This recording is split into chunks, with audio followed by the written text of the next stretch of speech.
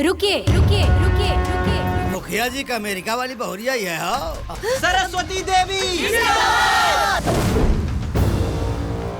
सरस्वती जी जहां गांव के विकास के कार्यों के लिए बात करती हैं, वहीं फूलमती जी उस विकास के बारे में बात करने से कतराती हैं। उनको तो ये भी नहीं पता कि आखिर विकास है क्या।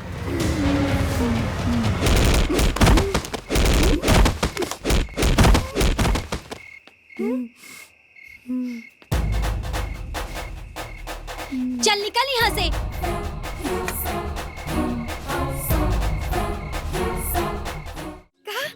बबुआ जी के फोन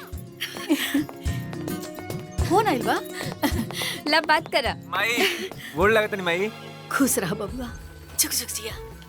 ई बतावा तू ठीक बाड़ा ना? हाँ माई, हम बहुत बढ़िया बनी तहरा आशीर्वाद से। आ सुना, एगो खुश खबरी बा तहरा खातिर। अरे हमारे MBA के पढ़ाई पूरा हो गई। ए बबुआ, जब पढ़ाई तहार पूरा हो गइल बा त आ काहे नहीं खजा? तहरा के देखला बहुत दिन हो गइल बा और वैसे भी छठ नजदीक आ रहल बा। आज ही बस समय से तखरना के प्रसाद भी मिल जाई। अब हम बतिए। काची बबुआ जी अमेरिका का गई रहुआ तो घर वालन के भुलाइए गई नहीं। गाँव के याद ना आवेला? अरे ना भाभी ना ना, ऐसा कोनो बात नहीं खे हो। बस टाइम नहीं खे मिल पाओते घरी। अच्छा जी, टाइम नहीं खे मिलत काहे? आजकल टाइम के औरों के दिया तक का? हाँ? आकाश भैया प्रणाम, गोड़ लागतानी। अरे भोला जी प्रणाम प्रणाम, का हाल बा? पहले ई बतावा, वहीजा दिन बा की रात? यहीजा तो अब्बे दिन बा। अच्छा अच्छा, ओइजा दिन बा तइजा रात बा, का बुझाइल? हमके पता बा, जब इंडिया में दिन होखेला नू त अमेरिका में रात होला। देखला लोग, हम कितना ज्ञानी बानी। काहे ना? अरे इ कौना बात के हल्ला हो रहल बा? भोला बाबू, रउआ केकरा के ज्ञान बांट रहल बानी? अरे दादाजी, हाई आकाश भैया के अमेरिका से फोन आइल बा। प्रणाम दादाजी, गोड़ लगतनी। खुश रह बबुआ, सब ठीक बा ना? हाँ हाँ दादाजी, सब बहुत बढ़िया बा। अच्छा आकाश, अरे जब पढ़ाई लिखाई खत्म हो गइल बा त घरे चलावा, त आके अपना बिजनेस संभार। हाँ, ताकि हम हूँ तोहार बियाह हुआ करा के निश्चिंत हो जाएं, अपना जिम्मेदारी से मुक्त हो जाएं। अरे तोहार बियाह खातिर ही लइकन वालन सब तक कपारे पर आके बैठल रहलन। हम आ जातनी। हम आ जातनी ना, अभी जाके टिकट कटावा। ठीक बेटे, टिकट करवा लेतनी। ले चल।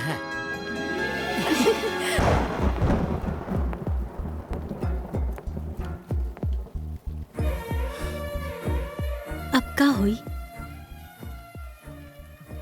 आई थिंक तोहरा के दादाजी से हमने के शादी के बाद बता देवे के चाहिए। पता ना वो लोग हमने के अपने हैं कि ना। सुना ना आकाश, हम तोहर घर वालन से बात करब, काहे कि ई बात कोनो साधारण बात तो नहीं खे। हाँ सरस्वती, इस साधारण बात तो नहीं खे, लेकिन तू चिंता मत कर ले। हम अपन घर वाला लोगन के स्वभाव से खूब बढ़िया से परिचित बनी। तू जैसन सोचत रहू वैसन कुछ नहीं के, परेशान मत होकर ले। हाँ बस थोड़ा सा कठिन हुई दादाजी के समझावत, लेकिन हमरा के विश्वास बेटे, हम तारा अंदर जौन गुण देखले बनी, जौन हमरा दादाजी के हमरा घर वाला लोगन के जैसन गुण चाहत रहे, वो सब हमरा नजर से तारा में बाटे। यही से तो हम तारा के अपनौले बनी। तू बिल्कुल चिंता मत करा, और हम सारा कागजी कार्रवाई कर दिले बनी। तू वो काम कर ले, तू अपन पैकिंग करा, इंडिया चले के तैयारी कर जाओ।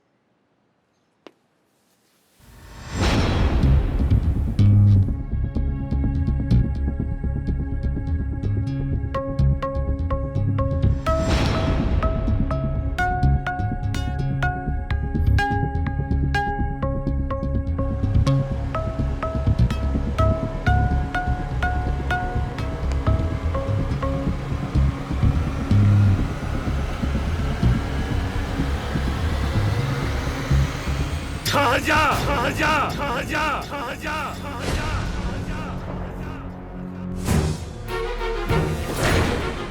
हम तोहरा के अमेरिका पढ़ाई खातिर भेजले रही, यही बात और पढ़ाई जौन काम आज तक पूरा खानदान में ना भइल वो काम तू कर देला, इज्जत माटी में मिला देला।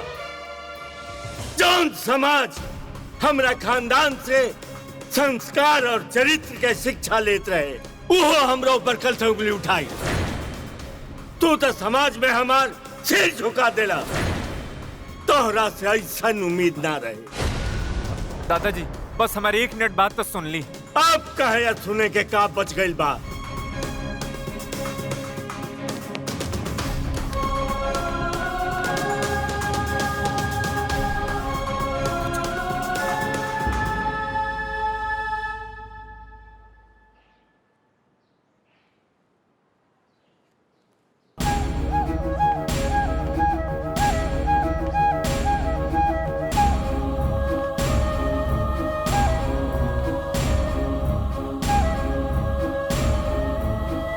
महादेव गाड़ी स्टार्ट कर।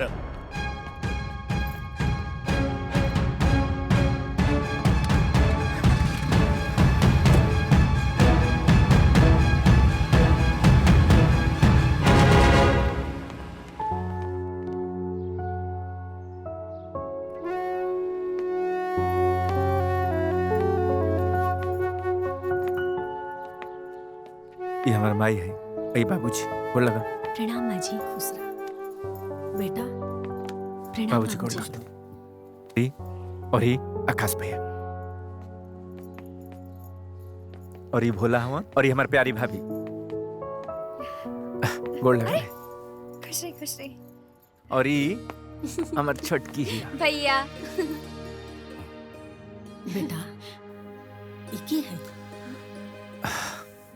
माई, इनका नाम सरस्वती है, ये हमार वाइफ है। वाइफ?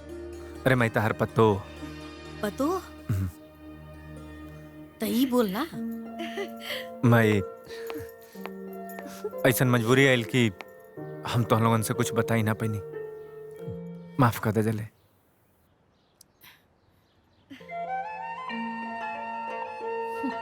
चला भैया, जॉन भी भइल, भाभी बड़ी नीक बाड़ी।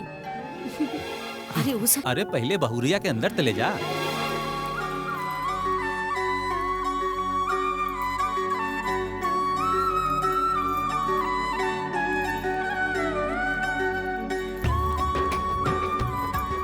आई भाभी, एकरा के पैर से मार दी।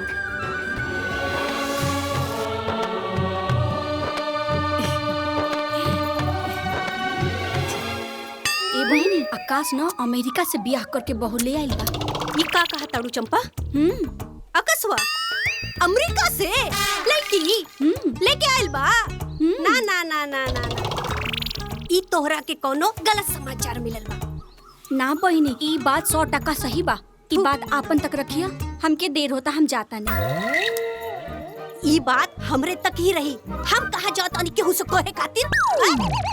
वैसे भी जे जैसन करी ते कैसन भरी।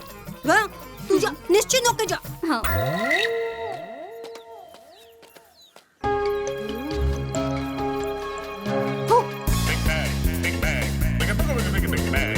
अरे गोरी, अरे सुन, एने आ। हम ना। अरे का भइल भौजी, का बात बा? अरे गांव में का हो रहल बा तोहरा के कुछ पता बा? का? ले पूरा गांव जर गइल, अब फुहरा कहे कि लत्ता महकता। अरे तोहरा के कुछ नहीं के पता ना। ले ऊ जौन मुखिया जी बाड़े ना, हाँ? उनकर छोटका पोतवा ऊ अमेरिका से मेहरारू लेके आइल बाटे। न जाने कौने जात बिरादर के लेके आइल बाटे ई गांव में। अरे भौजी, जमाना कहाँ से कहाँ चल गइल, अब भाई तो जात बिरादरी पटकल बाड़ू। ले पूरा गांव आग लग गई। अरे भाड़ में जाए ऐसा जमाना, आग लागे ऐसा समाज के जे अपन मान सम्मान के ताक पे रख देला। जा तू जा अपन काम कर। लागत हमरा के इस समाचार पूरा गांव के देवे के पड़ी। ए चाची, सुना सुना तनी।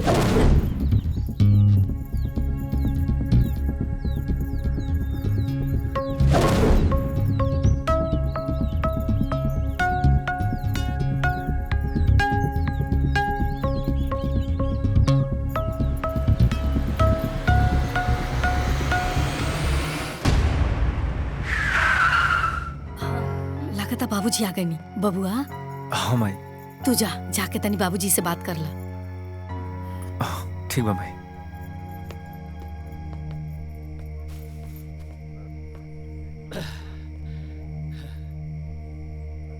दादाजी, दादाजी हमरा के माफ कर दी। हमसे बहुत बड़ गलती हो गई। हम खूब बढ़िया से जानते नहीं दादाजी कि जौन गलती के लिए बनी वो माफी के लायक नहीं के। ये आपके वसूल ये परिवार के संस्कार के खिलाफ बाटे। लेकिन हम आपके विश्वास दिलावते दादाजी, विश्वास दिलावते कि सरस्वती आपके सोच के एकदम प्रतिकूल रहेगा। कहा करती दादाजी, कई बार बतावल चाहनी, कई बार हिम्मत जुटाई बतावे खातिर। अरे हमरो कोनो मजबूरी रहे ना बता पाऊनी। ऐसा तोहार काम मजबूरी रहे कि तू ये बात अपना परिवार से छिपा लेला। दादाजी जब हम सरस्वती से पहला बार मिलनी, उनकरा के जननी, उनकर अंदर जौन गुण रहे हमरा ये बुझाइल कि हमारा दादाजी के बहुत पसंद आई, बहुत बढ़िया लगी। उनकर माई बाबूजी लोग भी तरह से बतियावल चाहत रहलन, लेकिन अचानक एक्सीडेंट हो गई।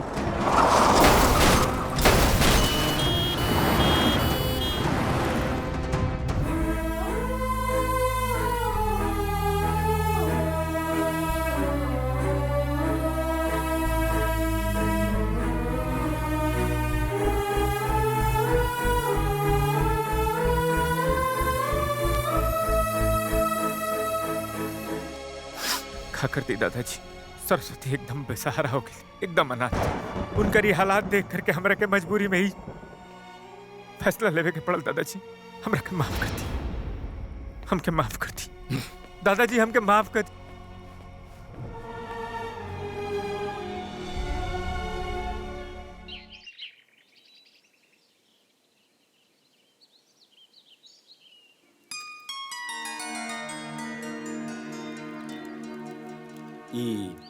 सवेरे सवेरे पूजा के कैलाश, हम तो अभी पूजा करे आ रहल बानी।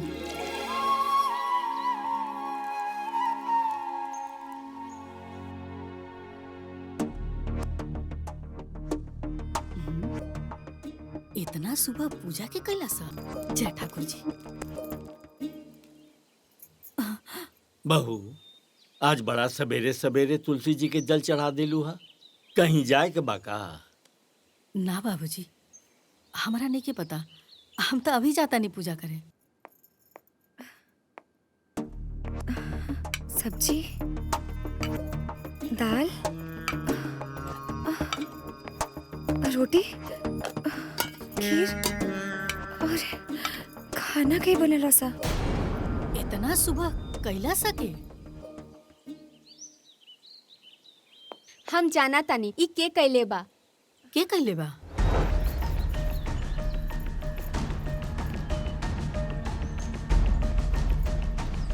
जी माँ जी, ये सब हम कहनी हम।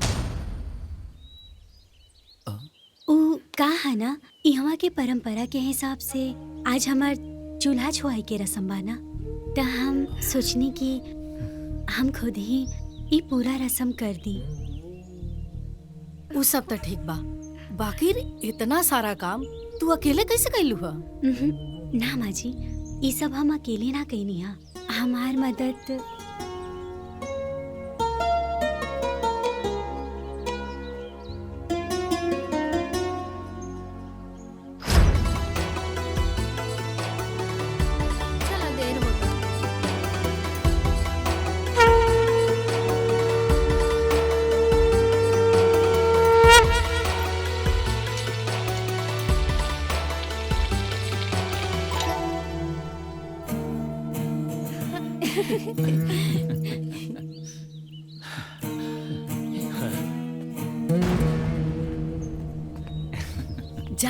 जाके दादाजी के मनावा।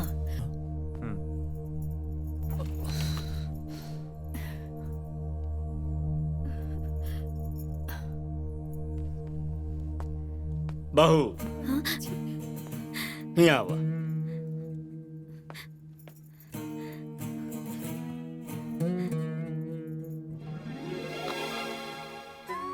ये तोहार ददिया सास के दिहल हार है, एके उनका आशीर्वाद समझ के पहन लिया।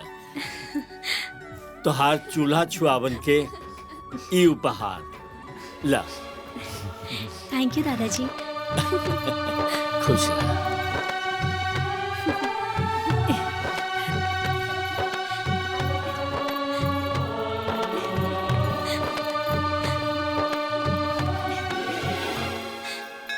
बाबा बैद्यनाथ की जय।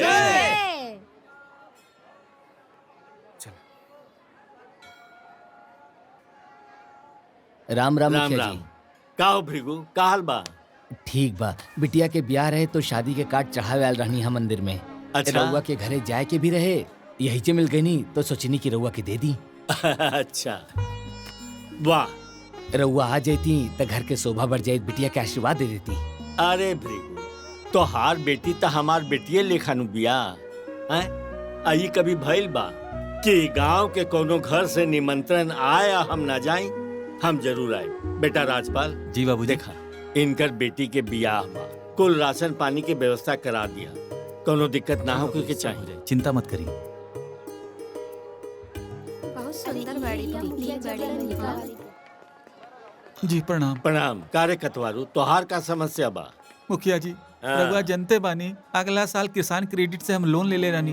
कुल फसल हमार जल में बर्बाद हो गई। हम बड़ा कर्जा में हो गई बानी, समझ में नहीं आवत कि कर्जा कैसे दियाई। रउआ एक बार मैनेजर साहब के फोन कर देती, हमार कुल कर्जा माफ हो जाई। एकर कोनो जरूरत नहीं के।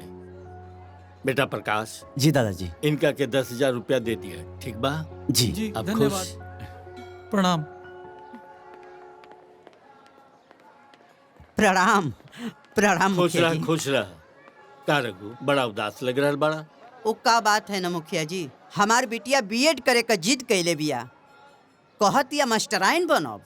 हम ओके बहुत समझौनी हाँ कि बिटिया बिटार के पढ़ौला लिखौला के ज्यादा कोनो कुछ मतलब ना होखेला। आखिर बियाहे के बाद ससुराल में जाके ओके चौके बासन न करे के पड़ी। अरे बेटी बिया पढ़ल चाहतिया त काहे न पढ़ाई बा? बेटी पढ़ी त देश के विकास होई। अब आगे का खर्चा हमारे लिए कठिन बा मुखिया जी। रघु, आज से तोहार बेटी के पढ़ाई के सारा खर्चा हम उठाई। धन्यवाद मुखिया जी। बाबूजी, हाँ। राउरी फैसला खाली रहुए ना, हमनी सबके सहमति बा। सबके सीखे के चाहिए। प्रणाम मुखिया जी।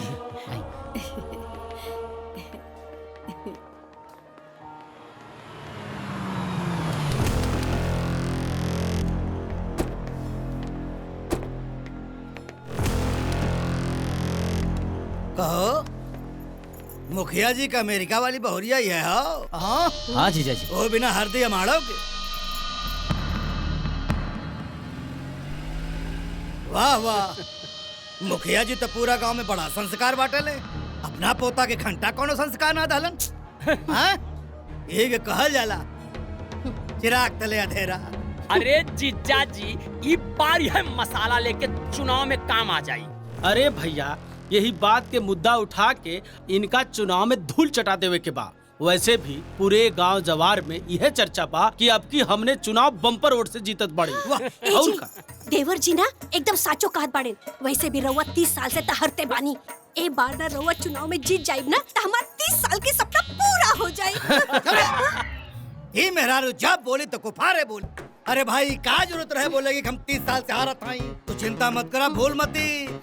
ये मेरी साला चुनाव हम जीतो, आयन के पटकनी देहब, इनके औकात दिखाई, वो चाहे जैसे साम दाम दंड भेद कुल लगाई। हाँ। माई देखा है, कुछ छूटल तो ना हो? सब लिख दिलू नो। हाँ। ए भोला भोला। हाँ माई। खेने आव। बस आवतानी। बताई।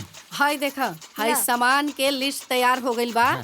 और एको सामान छूटे के ना चाहिए। अरे माई, एक तो गो सामान ना छूटी। आज जाके नेत नियम से लेके आई है। और हाँ, नहा धो के, ठीक बा? ओहो, हमके सब पता बा। छठ पूजा बहुत ही पवित्र पर्व होखेला। एमे भूल चूक से कौनो गलती ना होके के चाहिए।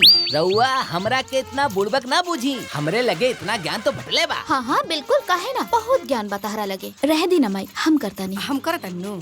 एक काम करा, तू जा रसोई में जाके दाल चढ़ा दो, हनो? ठीक। ए बुची, जो ना तने भौजी के हाथ बटा दे। ठीक बा माई। जा। माई एगो और ज्ञान के बात कही। ए, रह द, अपन ज्ञान ज्यादा मत बांटा। एगो काम करी हले, कल सुबेरे सुबेरे ना ठीक सही समय पे चल जी हले बाजारे, बुझाइल? ठीक भैया। का बनाओ तेरे माई? माई हाँ बेटा। कहा सोच में पड़ल पड़ू, कोनो बात बा? अरे ना बेटा, कोनो बात नहीं की। का माई, अब तू हमरा से छुपाईबू, तहरा के देख के पता चल जाता थे। बतलावले का बात बा? देखा बेटा, तहरा तो पते बा, ए घर के परंपरा बा कि कौनो जब पतोह बियाह करके आवेले ना त छठ उठा लेवेले। बड़की दुल्हन आई रही त ओही साले छठ उठा लेले रही, लेकिन छोटकी दुल्हन त अजायदा रहेदा। आ वैसे भी अमेरिका में उनकर पालन पोषण भइल बा, त उनकरा का पता बा एजा के नियम धर्म आ परंपरा के। माई ऐसन काहे कहा तनी माँ जी? लो आगे। हमके यहाँ के कल्चर के बारे में सब कुछ पता बा, और अगर कुछ थोड़ा बहुत ना भी पता रही ता और फिर रउआ काहे खातिर बानी, रउआ बता देव हमरा के। और हम जाना तानी कि छठ पर्व के व्रत बहुत कठिन होखेला, लेकिन हम चाहतानी कि रउआ हमरा के आशीर्वाद दीही कि हम रउआ और दीदी के साथे एह बेर छठ के पर्व अच्छे से सफल कर सकी। तू तो हमरा दिल के बात कह देले दुल्ही। खुश रहा। अरे वाह, अब की बार तक 3-3 को दौरा बंधाई। जय हो छठी मैया। इस साइट पर छठ के पर्व के सारा जानकारी बाटे, और तू चाहबू एकरा से सारा जानकारी लेके तू सीख सकेलू। ठीक दी। अब हम एकरा से सीख के और पूरे परिवार वाले के सबके इम्प्रेस कर दे। हम पर इम्प्रेस करे खातिर तारा के एगो काम करे के पड़ी। का? आई देखा, ए पर जाके ई देखा पूरा गाना बाटे, एकरा के सीख सकेलू और सीख के इम्प्रेस कर सकेलू।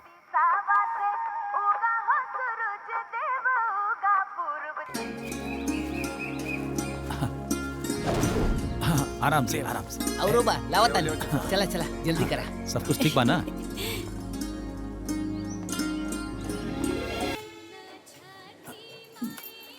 प्रणाम प्रणाम प्रणाम, प्रणाम प्रणाम। मुखिया जी, और परिवार के संस्कार देख के तो मन गदगद हो गए। हेमंती, मुखिया जी के परिवार के तने शरबत पिलाओ। अरे जीजा जी, काहे में लेट कर दी, कुल शरबत तक खत्म हो गए। अरे ज्यादा कोनो बात नहीं खे बलबन, ये सब लोग शरबत पी चुकल बा लोग। बाकी हाँ, जाए के पहले तू हमार घर के छठ के पूजा के प्रसादी ले लिया। जी जी। ए बलवंत बाबू के पूजा के प्रसादी दे दी है।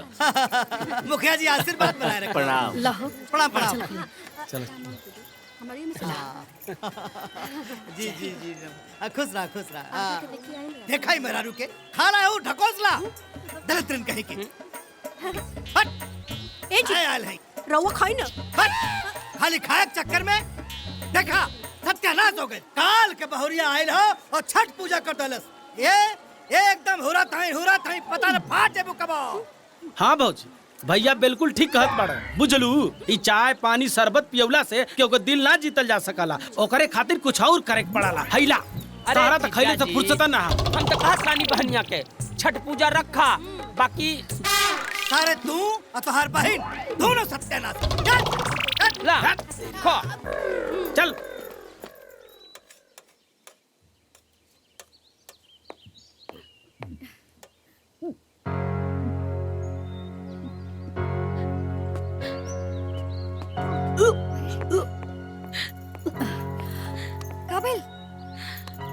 का भइल दुल्हन, तबीयत तो ठीक बा? ओ दीदी, हम अरे ये तो बहुत खुशी की बात बा। बाबूजी, पापा, हमने घर में एगो नया मेहमान आए वाला बा। का? अरे अरे ई खानदान खातिर सबसे बड़ खुशखबरी बा। तू लोग एक काम कर, बहुरिया के कोनो काम मत करे दिया। हाँ, अरे घर में इतना मेहरारू तू लोग बाड़ू, घर संभाल लिया और उनकर विशेष ख्याल रखिया। दादाजी बिल्कुल सही कहत बाड़े। देखा तुहार जिम्मेदारी बहुत बढ़ गई बटे। बहू के कोनो दिक्कत ना होके के चाहिए। ना होके दे बिल्कुल। अरे आकाश। हाँ भाजी। बेटा हम चाहता नहीं कि तू बहू के लेके डॉक्टर लगे जा। हाँ। और डॉक्टर से तनी राय मशवरा भी ले ला। ठीक है बाबूजी। हाँ। दादाजी अब तो हम चाचा बन जाए ना।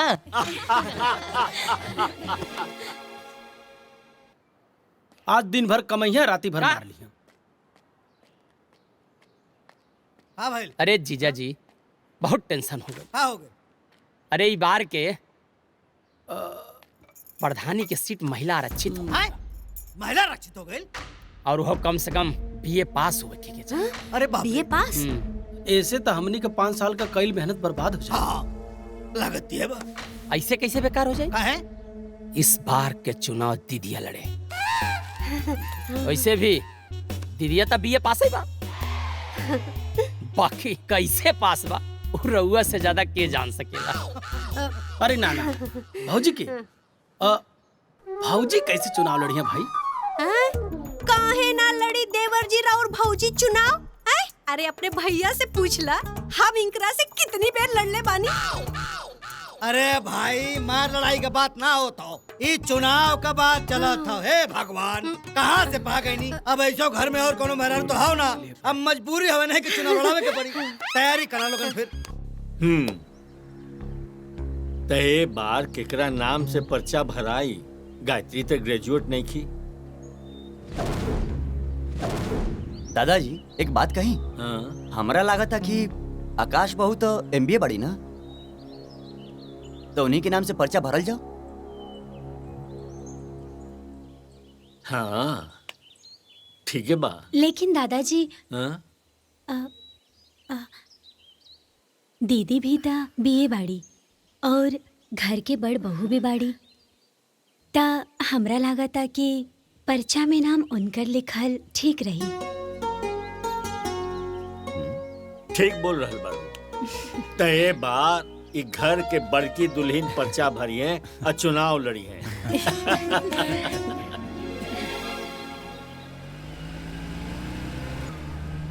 आज सूरज पूरब की जगह पश्चिम से उगा था, वो देखा क्या हुआ था? ये तो बलवंत सिंह था। अरे तब बेमतलब के अपन बुखारो ना दिलन, जरूर कोनो मतलब है। प्रणाम मुखिया जी। प्रणाम प्रणाम। का समाचार बा? सब आशीर्वाद बा आपके। प्रणाम प्रणाम प्रणाम प्रणाम। कैसे कैसे अइला हा? अरे अब मुखिया जी दरअसल बात यह है कि हमार पत्नी फूलमती प्रधानी को चुनाव लड़ना चाहता नहीं और ये रहुआ आशीर्वाद बगैर मुमकिन नहीं के। अब रहुआ तो 30 साल से प्रधान बटले बनी। अब ए बेरी कहा हो कि जो प्रधानी के चुनाव हो वो हो गई महिला सीट। हाँ तो हम चाहता नहीं कि अगर रहुआ आशीर्वाद दे देती तो हमारी पत्नी फूलमती प्रधान बन जाती। बना दे आशीर्वाद ला। कौन काय मारता नहीं? हाँ ठीक बा ठीक बा ठीक बा। सुना घर में जाके तनी भौजी का आशीर्वाद ले ला। हाँ, अच्छा। जा जा। छोटकी दुल्हन के अइला से घर में रौनक आ गइल बा। घर अब भरल भरल लागता। सच कहनी अम्मा जी, अच्छा लगा था। प्रणाम दीदी। अरे फूलमती खुश रहा खुश रहा। आओ बैठा। राधा अरे खुश रहा। प्रणाम चाची। अरे खुश रहा। कहाँ रहलू हा? तू तो दिखाइए ना देत रहलू हा। तू तो एकदम गुलरी के फूले हो गई बड़ी। अब कहा बताई दीदी, इनकरा से छुट्टी मिली तब ना यहाँ वहाँ जाए के मिली। अरे ई त हमरा के प्रधानी लड़े के भइल तब हम यहाँ आ गई नी। मोती के जीजा कहलन है कि जा सब केहू के आशीर्वाद ले ला। ए नाते आशीर्वाद लेवे आ गई नी दीदी। ठीक कैलू हा। अच्छा दीदी, हाँ? और अमेरिका वाली बहुरिया नजर नहीं खियावत कहवा बाड़ी? अपना कमरा में हुई है, बुला देता नहीं। ए छोटकी दुल्हन, छोटकी जी माँ जी। देखा तारा से केहू मिले आइल बा हो। आवतरी। हाँ।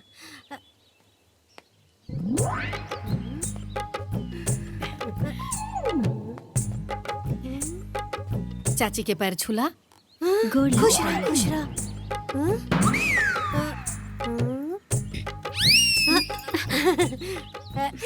बहुरिया तो बड़ी लंबी पिया।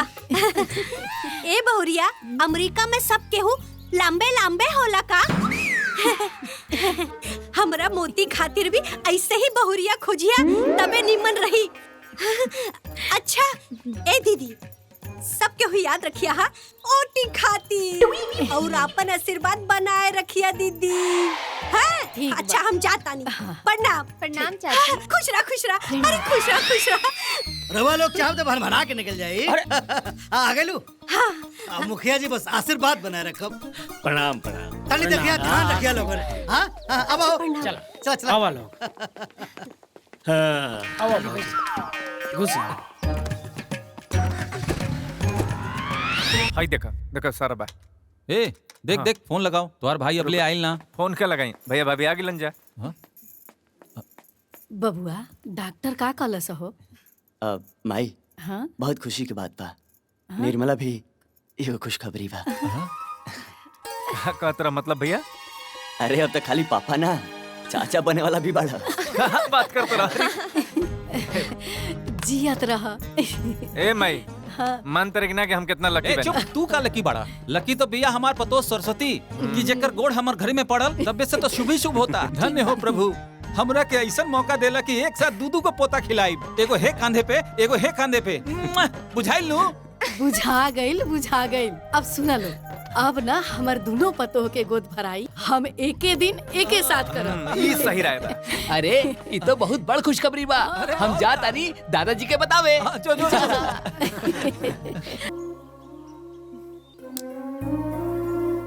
चलो बेटा।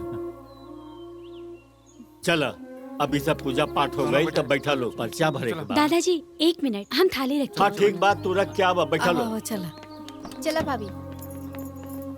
ए आवा जल्दी।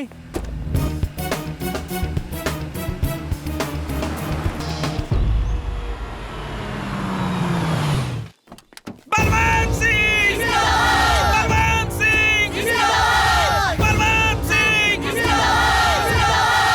फूलमती देवी! फूलमती देवी! बलवंत सिंह! बलवंत सिंह! अरे क्या कर रहा है? बलवंत सिंह!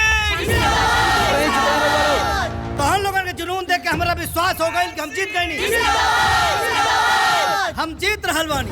बस ठीक बा, अब फूलमती जी के अंदर लेके जाता नामांकन करे। आप लोग शांति बनाए रखी, अपन जलवा इसे बरकरार रखी। ठीक बा, धन्यवाद। हर हर महादेव। हर हर महादेव।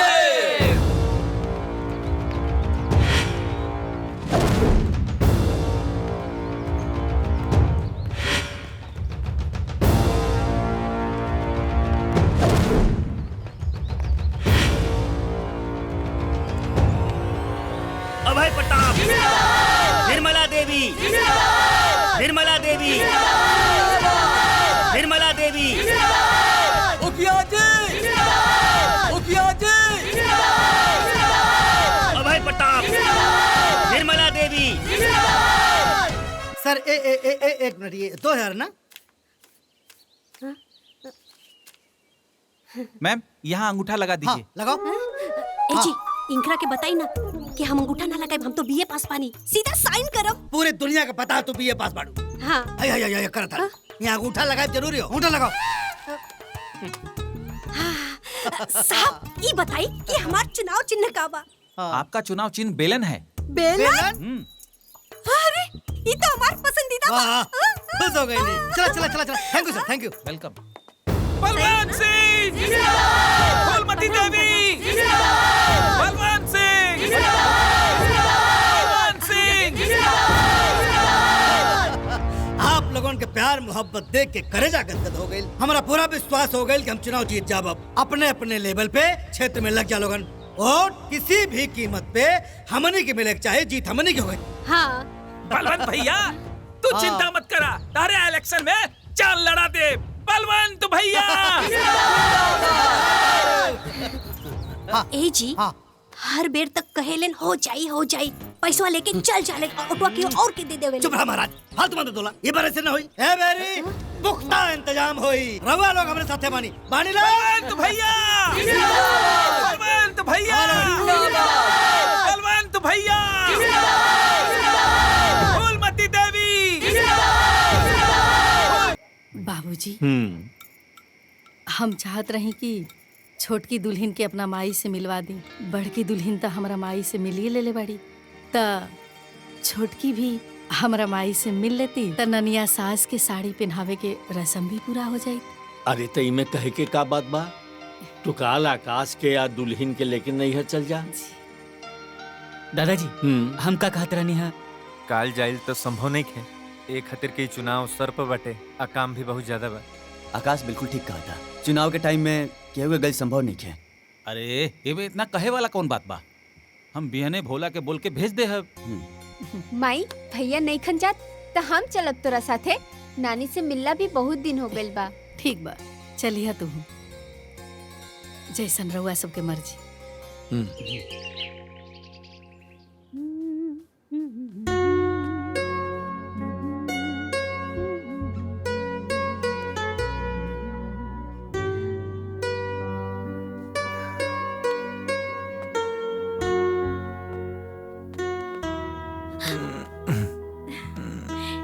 ये का करत हनी? हम तारा के प्यार करतनी। अच्छा, तू कितना खूबसूरत लगत रहो, बहुत सुंदर। अच्छा मतलब हम आज ही खूबसूरत लाग रहल बानी, अरे रोज ना लागे नी का? न, हमार मतलब ये नहीं है तू हमरा के रोज सुंदर लगेलू, लेकिन आज कुछ ज्यादा लगत रहो। हम सब जानतानी शादी के बाद पहली बार हम रुआ से दूर जातानी, यही से हमरा के मक्खन लगावतानी। बात तो तू सही कहत रहो, लेकिन सच बतलाई अगर हमार बस चलित ना तारा के हम अपना आँखी से 1 मिनट खातिर भी, एक क्षण खातिर भी दूर ना होके देती, बुझाई? हम भी रुआ से एक पल भी दूर नहीं खिराल चाहत, काहे कि रुआ में हमार जान बसेला। अगर ये जान चल जाई तो? धत, अरे ऐसन बात ना बोले के चाहिए। भगवान ना करे रुआ की कुछ हो जाए। अच्छा ठीक बा हम मजाक करत रहनी। ताकि एगो बात बताई का? अब तू ना अकेले नहीं खो, अब तू दूगो हो गई बड़ो, कहे कि अपन ख्याल रखे के पड़ी।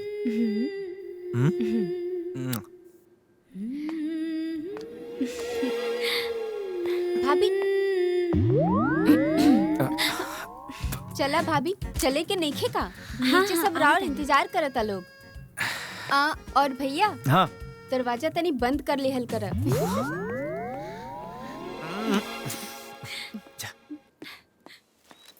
मम्मी जी, हाँ साड़ी कपड़ा सब कुछ हम गाड़ी में रखवा देले बानी, बस रुआ आराम से जाएं, ठीक बा? ठीक बा। सदा सुहागन रहा, है ना? जी हाँ। माई भाभी आवतारी। हाँ ठीक। और सुना, हाँ भोलवा घर पे ना रही, ऐसे सही सांझ दरवाजा बंद कर लिया। ठीक से रहिया, हमारा चिंता लगा रही। ना माँ जी चिंता मत करी, हम बंद कर ले। ठीक बा। जी माँ जी। चला हो। अरे ना ना ना ना, सदा सुहागन रहा, खुश रहा। इतने दिन में तरह से ऐसा दिल लागल बा, ऐसा बुझाता कि कौनो जन्म में हमने के बहन रहनी जा। हमरो भी ऐसा नहीं लागेला। अरे भाई सब बतिया तू लोग ऐजे बतिया लेबू कि कुछ ओइजा खातिर भी छोड़बू। जी बाबूजी। अपन जोन विपक्षी बानू ओके इतना हल्का में मत लिया बेटा। खुश रहा खुश रहा खुश रहा, ठीक से जइहा लोग। हाँ। चला। काहे कि वो लोग चुनाव जीते खातिर कोई भी पत्र आजमा सकेले। हाँ ठीक ही कह रहा है। अरे जाई जाई, लेट हो जाए जाए। नानी घरे पहुंच के फोन कर दिया और लौटत समय मामा के बोल के धनी राम की इमरती 2 किलो बंधवाई लिया। भैया 2 किलो मिठाई में का हुई? तू ही बताओ, इतना बड़ परिवार बटे, माई तू 5 किलो लिए है। अरे बैठे जा। आराम से जइहा। हाँ भाई, अरे खाली हम ही आई कि तू अइबा अपना जीजा जी से मिले। ए दीदिया, तारा तो पता बा ना कि हमार काम कैसन बा। अब तो इहो मालूम बा कि माइयो के बीजा हो गइल बा और ललिता के भी बीजा होइए गइल बा। अब साल भर बादे इंडिया आवे के मौका लागी और तबे तारा से भेंट होई। मामा, हाँ अब की अइहा तो हमरा खातिर एगो नया मोबाइल ले ले अइहा। अरे काहे ना हमार भगनी, तारा खातिर एकदम नया मोबाइल लेके आई बबकी। अरे मामा, हमरा खातिर का लइबा? अरे भोला, तारो खातिर कुछ ना कुछ लेके आई। अरे दुल्हन आ गेली, आवा दुल्हन आवा। दूधो नहा पूतो फला। ए बेटा, जैसन नाम वैसने गुण बा तहरा में। तहरा के देख के हमार करेजा जुड़ा गई। ठीक बा माई, चल तानी, तू अपन ख्याल रखिया। अच्छा से रहिया। चल आवा।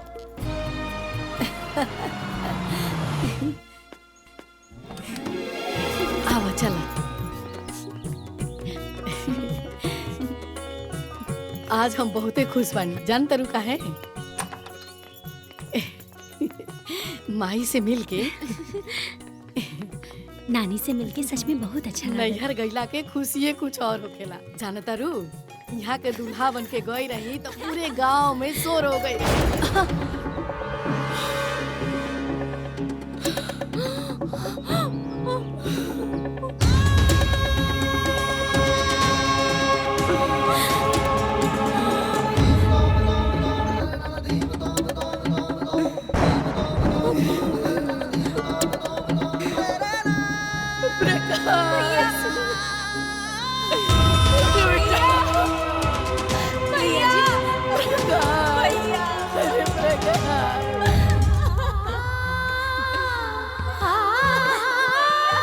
उठी ना।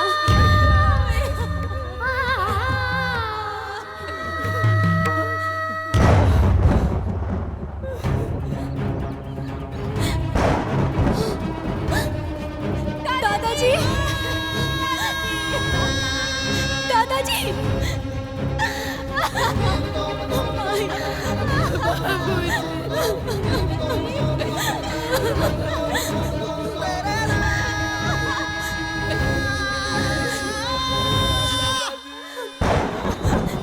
बाबूजी,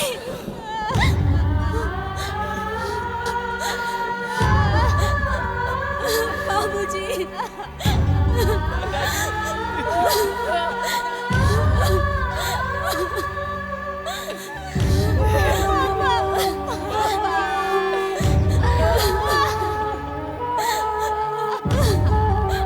बाबूजी, ये सब क्या हो गए?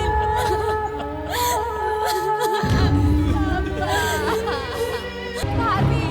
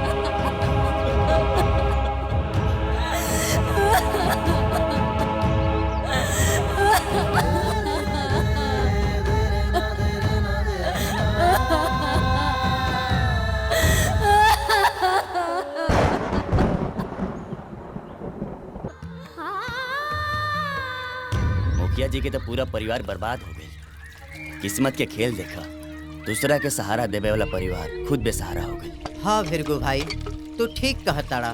ई घटना पूरे गांव के दहला देहलस। अब चुनाव के का होई? उनकर बड़की पतोया भी चुनाव लड़े वाला रहले, वो तो ना बचले। हाँ, छोटकी बहुरिया ना कुल गुड़नी निकललस।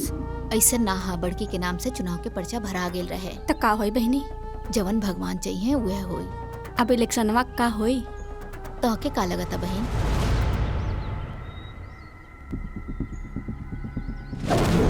हेलो नमस्कार, मैं हूँ एनटीसी समाचार से रानी और हम पहुँच चुके हैं जौनपुर के शेरवा गांव में, जहाँ एक ही परिवार के 5 सदस्य की निर्मम हत्या कर दी गई है। और जब ये हत्या हो रही थी तब पूरे गांव वाले कहा थे बिहार में हत्यारों ने घटना को अंजाम देते हुए परिवार के 5 लोगों को मौत के घाट उतार दिया। इस मामले में पुलिस ने तहकीकात की है, लेकिन अभी तक पुलिस के हाथ कोई सबूत नहीं लगा है। क्या कारण है? आखिर कौन कर सकता है और क्यों किया है? फूलमती प्रधानिन बनिए गई। हाँ दीदी, आप तो तोहार जीत एकदम तय बा। काहे से कि तोहरा सामने अब केहू लड़े वाला बचला ही नहीं थे। एकदम घुसगो बड़ा का। अब भौजी के लड़े के जरूरत ही नहीं थे। अरे ये तो निर्विरोध हो गई नी ना। एक कहल जाला कि सांप भी मर गई और लाठी भी ना टूटल। फूलमती प्रधानिन भी बल गई नहीं और केहू के पता भी ना चलल। ए जी, रउआ सांप मार दहनी। हम सोमवार के व्रत भूखीला और रउआ हमार तपस्या पे पानी फेर दहनी। अरे भाई, तोरे बुद्धि में का घुसल हो भूसा? जब मुँह खोलबू तब कुछ न कुछ उल्टा। बट सांप मर गए, हे मर गए, हाउ मर गए। जब ना समझ में आओ चुप रह करा। तो आइए हम परिवार के लोगों से बात करते हैं और पता करते हैं कि ये घटना क्यों और कैसे हुई। माताजी, आप क्या बता सकती हैं? आपके परिवार में किसी का आपसे रंजिश थी? बताइए माताजी, बताइए माताजी, बताइए। जब तक आप नहीं बताएंगे तो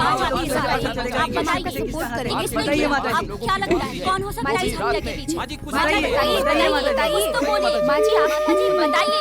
आप बिल्कुल डरिए मत, बताइए किसने किया। हम आपके साथ हैं। कुछ तो बोलिए, कुछ तो जवाब दीजिए। बोलिए माताजी, माताजी बोलिए, बोलिए माताजी, हम आपके साथ हैं। क्या इसका अंदेशा आपको पहले से था? कहीं ऐसा नहीं है चुनाव की वजह से हुआ हो? कहिए माताजी।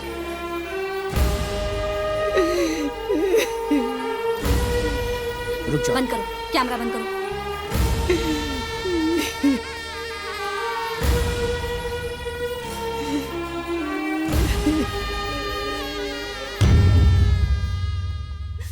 रुकिए रुकिए रुकिए रुकिए रुकिए।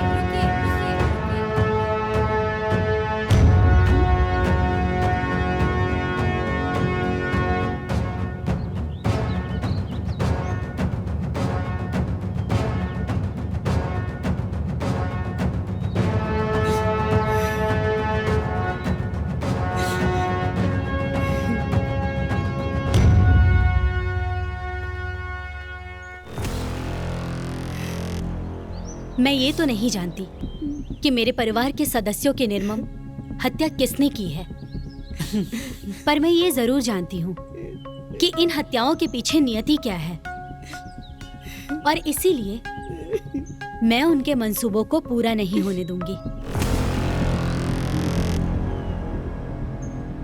मैं सरस्वती सिंह, पौत्र वधू स्वर्गीय अभय प्रताप सिंह, पुत्र वधू स्वर्गीय जगतपाल सिंह और पत्नी स्वर्गीय आकाश सिंह, आज ये संकल्प लेती हूँ कि मैं अपने कुल की परंपरा को संभाल कर रखूंगी और चुनाव लड़कर इस गांव का प्रतिनिधित्व करूंगी।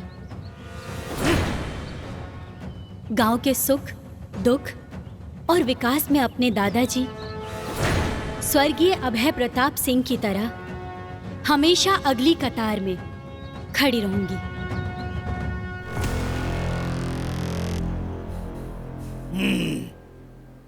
लागत है कि परिवार के 5-5 लोगों की हत्या के बाद एकर दिमाग बेहोश हो गए। एकरा इहो नहीं पता कि चुनाव लड़े खातिर नामांकन भी करे के पड़ेला। जवन अनकर भइले नइखे और पर्चा भरे के टाइम भी निकल चुकल हो। ये चुनाव लड़ी हैं। निकोटे खातिर नाखून होके के चाहिए। तोरा हाथ में नाखून नहीं के। ए जी, सरस्वतिया के हाथ में नाखून नहीं खे का? चुप! मुंह मत खोलिए। पागल ससुरकाई। लेकिन आप चुनाव कैसे लड़ेंगी? नामांकन तो आपका हुआ नहीं है। नामांकन तो आपके जेठानी के नाम पे हुआ था, जो कि अब इस दुनिया में नहीं है। तो फिर आप चुनाव कैसे लड़ेंगी? सही कह रहे हैं, जेठानी नहीं है, पर मैं तो हूं। शायद आप लोगों को पता नहीं होगा, नामांकन मेरा भी हुआ है।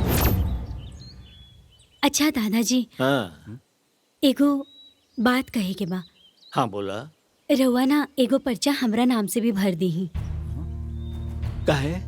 काहे से कि अगर एगो पर्चा कोनो भी कारण से रद्द हो गई तो हमने लगे दूसर पर्चा रही चुनाव लड़े खातिर। सरस्वती ठीक कहताड़ी बाबूजी। अरे ये बात तो हमरे दिमागे में ना आइल हा। बहू के दिमाग तो सचमुच में बहुत तेज बा। अरे बहू के कर बारी, हमार खानदान के नाम तो यह नु रोशन करी। बाबूजी हाँ तैयारी करा भरा भरा।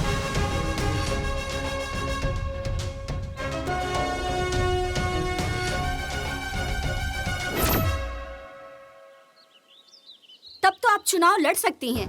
जी हाँ, जरूर मैं लड़ूंगी और मेरा चुनाव चिन्ह रहेगा किताब।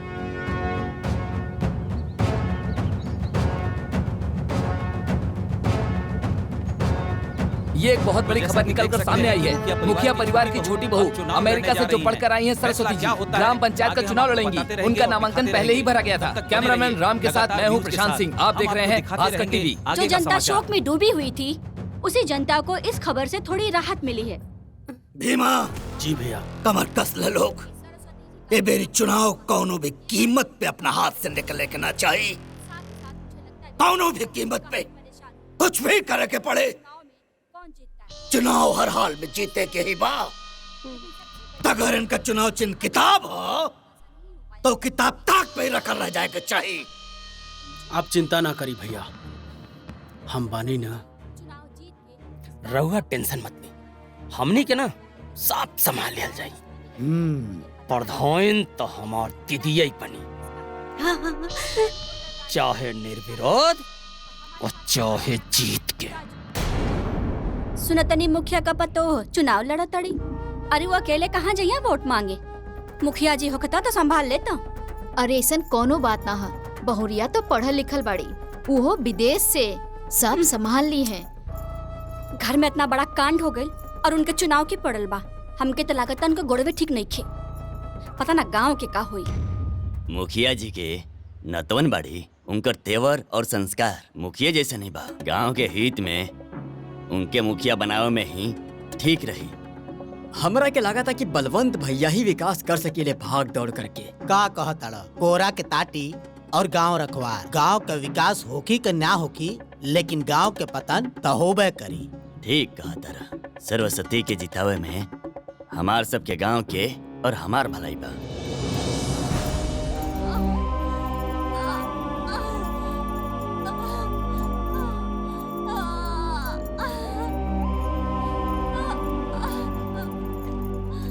का भइल?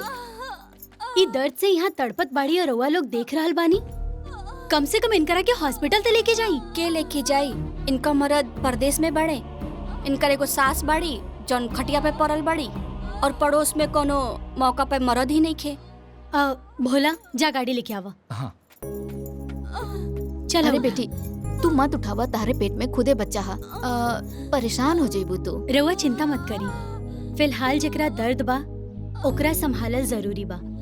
सही कहा तारू। जॉन होके के होई उ देखल जाई। फिलहाल इनका के हॉस्पिटल ले गल ज्यादा जरूरी बा। मैडम आगे गाड़ी। चल आराम से।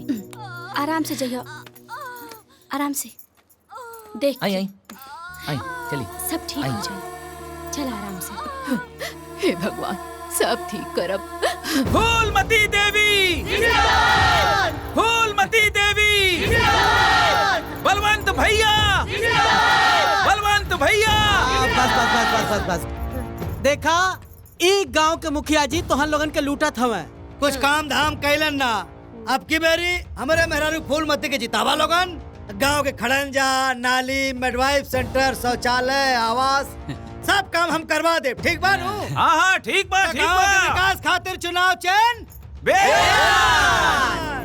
बलवंत भैया, बलवंत भैया, बलवंत भैया, बलवंत भैया।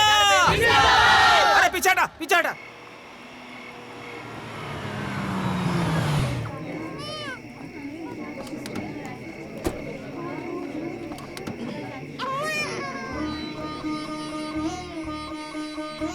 इला चाची तो की पोता भइल बा और जच्चा बच्चा दोनों स्वस्थ बा।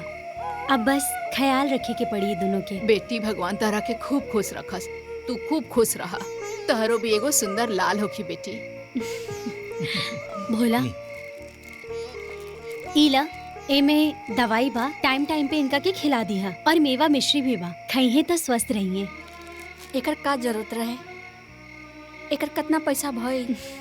पैसा की चिंता मत करा, हमहू तोहार बहिन बानी और बहिन से कैसन हिसाब। और हाँ ई मत सोचिया कि हम ई सब हम चुनाव खातिर कर रहल बानी। हाँ चला तानी चलिए।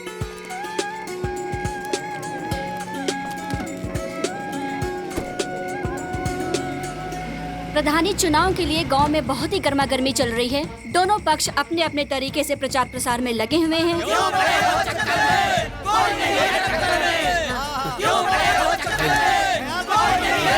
हाँ दादा बेलना पे वोट दिया। सरस्वती दीदी, चाची हाँ? किताब पे वोट दिया। किताब पे वोट दी। हाँ? बोला का भइल? हमार नाम चंपा हो। हमार आदमी शहर में एगो कपड़ा के दुकान में काम करेले। सवेरे चल जाले, राती के देर से आवेले। ओकरा से घर का खर्चा चलावल मुश्किल हो गइल बा। काम खातिर बोलीला त हमरा औरत होके के ताना मारेले। लड़का भी छोट हो में बाहर जाके काम भी ना कर सकीले। रउवे बताई ऐसे कैसे चली? और घर में थोड़ा कर्जा भी हो गइल बा। ए चंपा, हाँ? सिला फ्राक सिए के देले रहली। हाँ भैया, बस इहे देवे जात रहनी। ठीक बा। अच्छा दीदी, हम चलता नहीं।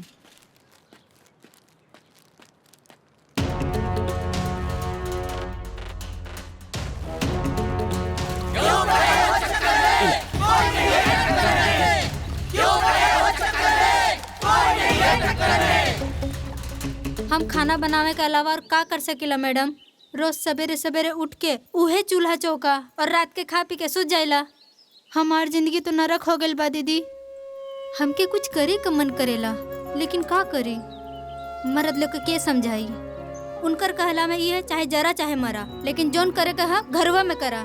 बाकी हम सुनने बानी कि गौरी भौजी बहुत निम्मन खाना बनावेली। अरे इहो कोनो कहे के बात बा। इनकर खाना के चर्चा पूरा गांव वाला करेले। कुछ करी दीदी।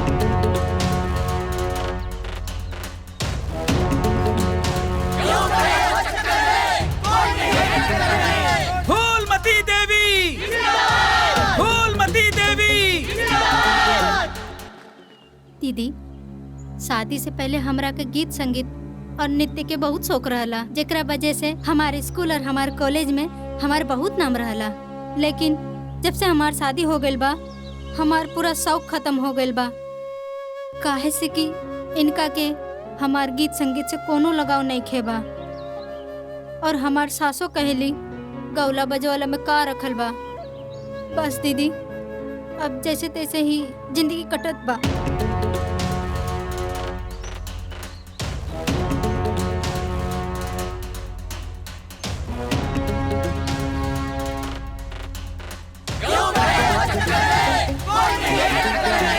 फूलमती देवी, फूलमती देवी। तोरा तनिको लाशरम बाकी ना रे? जब देखा तब मोबाइल में घुसल रहेलू। मोबाइल तारा के खाए पिए के दी का? भाई के तो पियला से फुर्सते नहीं खे। कितना बार कहिला कि तू अक्षर पढ़ लिख ला, लेकिन दिमाग में तो घुसे वाला बा नहीं। का भइल? काहे डाटा तरु एकरा के? देखी ना, ई दिन भर मोबाइल में घुसल रहेले। मैडम, माई के समझाई ना, आजकल के पढ़ाई मोबाइल पे होखेला। मैडम, हमरा यूट्यूबर बने की बा। कुसुम सही कहती आराध्या। देखा अब समय बदल गइल बा। वैसे भी जेकरा जे करे के बा ऊ करे से कभी भी ना रोके के चाहिए, बशर्ते ऊ गलत काम ना होखे।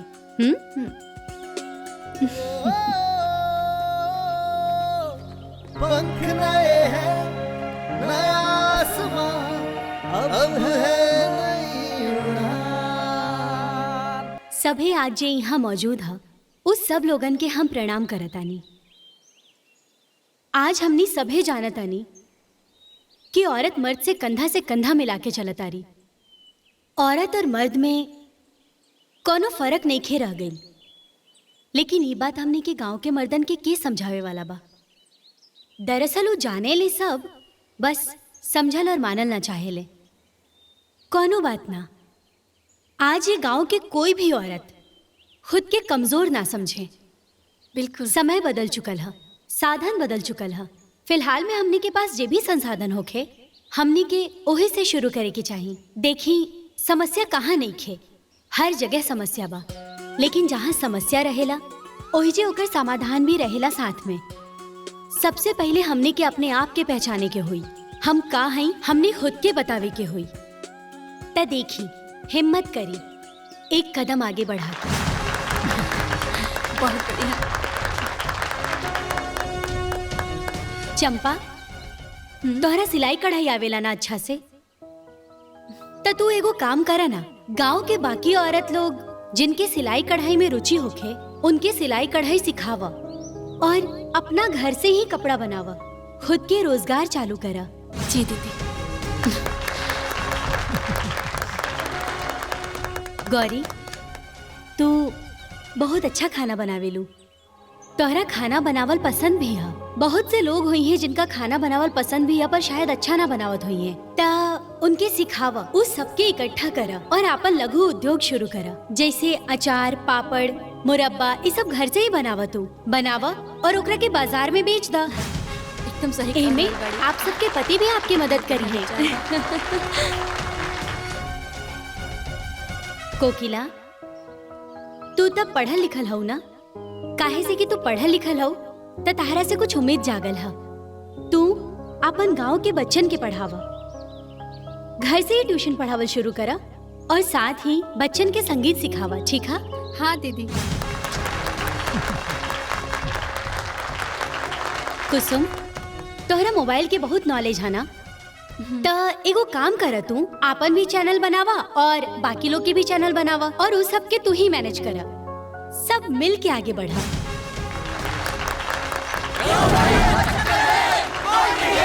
सरस्वती देवी, सरस्वती देवी, सरस्वती देवी, सरस्वती देवी।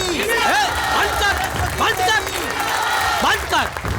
का गाँव वाला लोग गाँव के लड़का के छोड़ के अमेरिका वाले के पीछे झुराइल बड़ा लोग, हाँ? का में ना आई, कुल झूठ बोलतिया, अपने जैसन तोहन लोगन के बेवकूफ बनाई, बिगाड़ के रख दे। खाली बर्तन बजा के भजन गईबा लोग, बहुत पछताईबा। एक दिन तोहन लोगन के पता लागी कि तोहन लोगन के बरगलावत रहल हो, बेवकूफ बनावत रहल हो। अरे तू का राजनीति करबू? राजनीति करब हम गांव तुम्हारा प्रधान बने चलल है। अरे प्रधान बनी फुलमतिया। बलवंत जी, खुद भाषण देवी से अच्छा रही तनी फूलमती देवी जी के सिखा देती। अरे भैया, प्रधान बने के बाद काम आई, वरना जे खुद ना बोल सकेली वो प्रधानी का करिए। सरस्वती देवी, सरस्वती देवी, सरस्वती देवी, सरस्वती देवी, सरस्वती देवी। अरे भाई रुको, बेटी। अरे बैठा बैठा, ला हाई दूध पीला, गरम बा, हर थकान दूर हो जाए। ठीक बा माँ जी, रउआ काहे परेशान होता नहीं, हम खुद ले लेती ना।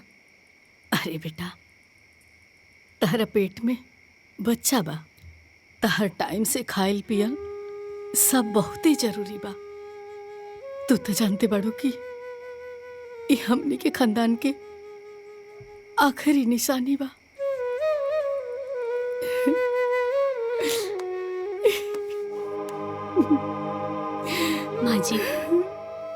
धैर्य रखी माँ जी, सब ठीक हो जाए। भगवान पे भरोसा रखी।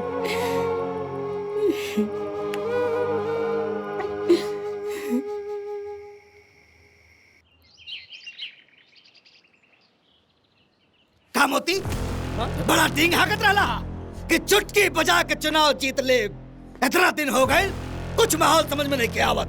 ना ना जीजा जी, माहौल तो खूब बनल बा। घंटा बनल बा, माहौल बनल बा, माहौल बनल। देखा टाइम कितना माहौल बनल बा। अरे रउआ बिना फटाक से गुस्सा जाला। अरे आपन केवल औरतन में पकड़ नहीं खे हो पावता, उस सरस्वतिया औरत के फायदा उठावता। असल बात ये है भैया कि महिला होखले का भरपूर फायदा उठावत है सरस्वतिया।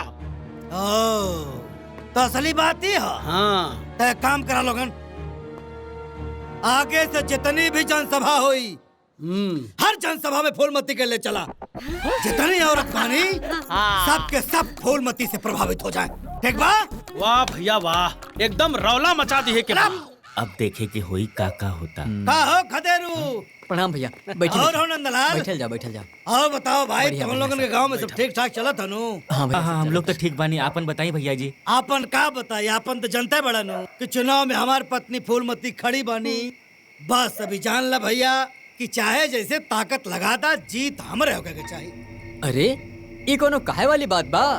भला रउआ के छोड़ के हम सब लोग कहाँ जावल जाए? अरे बहुत बढ़िया। एक बात बतावा भाई साहब लोगन, अगर हमरे भैया के छोड़ दिहल जा तो पूरा गांव जवार में क्या वैसन लीडर मिली? आए अभी लंदन से आयल बाटी, लंदन अमेरिका से बहुरिया, पूरा गांव फुदकत बाटी। ई तोहर लोगन का नेतृत्व कर पहिया 5 साल। बहुरा पागल बड़े, पागल बड़े। एगो बात बताओ भैया, जे अपन घर परिवार ना संभाल पावत हो, वो गांव के मेहरारू को संभारी? हम तो के बताई, सतर्क रहा लोगन। हमारा तो साजिश लगा था, तो लोग संभर जा, ना तो वो मेहरारू गांव के सब मेहरारू के चौपट कर दे। हाँ ए जी, हाँ वो कोनो जादू करने बिया का जे रउआ सब केहू के समझा रहल बानी? फूलमती, जब तोहरे कुछ समझ में ना आवेला तक काहे मुंह खोले लू अपन? चुप रहो, हमन बतियावत तानी। हाँ तो भाई, हम जवन कहत तानी तवन समझ रहल बाड़ा नु? हाँ खूब समझ रहल बानी। हम लोगन के सोच समझ के ही आगे कदम उठावे के पड़ी। हे भैया, हम तो बहनियौरे आइल बानी। ये हमार जिज्जा, हमार जिज्जी। हमका तो ज्यादा ना पता बा, लेकिन इतना जानत है, जब से लड़की घरे आइल बा अपन पूरा घर खा ले गेल। देखा, हमका बहुत डर लागता। अब ओकर नजर जौन में ना पूरा गांव पे पड़ा बा। बचिया भैया, ना तो पूरा गांव वीरान हो जाई। ना हम ही ना होके दे। रउआ निश्चिंत रही, हम लोग बलवंत बाबू के साथे बानी। वाह, जीत इन्हीं के होई। अरे वाह, एकदम। तो हम लोगन समझदार हवा, गांव के प्रगति खातिर आपन जिम्मेदारी समझा और चुपचाप सबके समझा दा भैया। ठीक बा? और बाकी कोनो चीज को कमी होई तो हम माने लूं भैया। आराम से, आराम जिंदाबाद। पूरा गांव सुन ले, पूरा गांव में माहौल बनाओ। अच्छा जाके सबके बता दो। ठीक बा?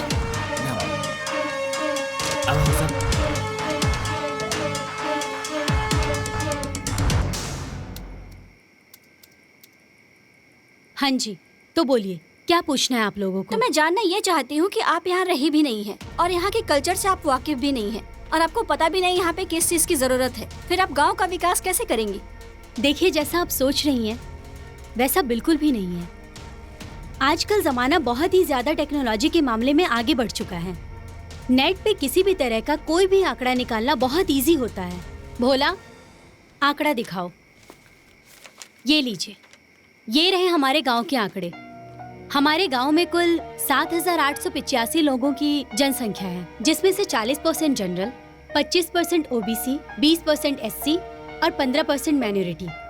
मुझे पता है कि मेरे गांव में सबसे ज्यादा किस चीज की आवश्यकता है। फिलहाल में हमारे गांव में मूल रूप से जो सबसे ज्यादा जरूरी है वो है महिलाओं का रोजगार और शिक्षा एवं कृषियों को अच्छी व्यवस्था की जरूरत है और कुछ लोगों को आवास और शौचालय की भी जरूरत है। तो इसके लिए आपने क्या सोचा है? इसके लिए हमारे पूर्व मुखिया स्वर्गीय अभय प्रताप सिंह ने कुछ योजनाएं बनाई थी, तो बस मैं वही पूरी करूंगी। चलिए, मैं मान लेता हूँ कि आप मुखिया जी की योजनाओं को पूरा करेंगी, लेकिन इसके अलावा भी गांव में और क्या जरूरी है? गांव में और भी प्रत्याशी हैं। जाइए, आप उन लोगों की भी राय ले लीजिए। धन्यवाद। नमस्ते। जी मैडम, आप फूलमती से सवाल किया जाए। नमस्ते, मैं हूँ एनटीसी समाचार से रानी और मैं आज आपसे चर्चा करना चाहती हूँ गांव के विकास के बारे में। तो फूलमती जी बताइए, गांव के विकास के बारे में आपकी क्या राय है? यस, बताओ। अब का बताई विकास के बारे में। जब से हम ई गांव में आयल बानी, विकास कहीं लौकते नहीं खे। पूर्व मुखिया जी कहत रहलन कि गांव के भलाई खातिर विकास जरूरी बा। एक दिन विकास ई गांव में लौट के जरूर आई। हमनी के लावल जाए विकास के, हाँ हमनी के लावल जाए विकास के। लेकिन का विकास कहीं लौकता? एकदम ना। नानू आ गल विकास ना आइल ना। अरे कैसे आई? जब से हमार बिया टूट गई ओकरा से, उ जाके अपने भाई के ससुरारी बैठल बा।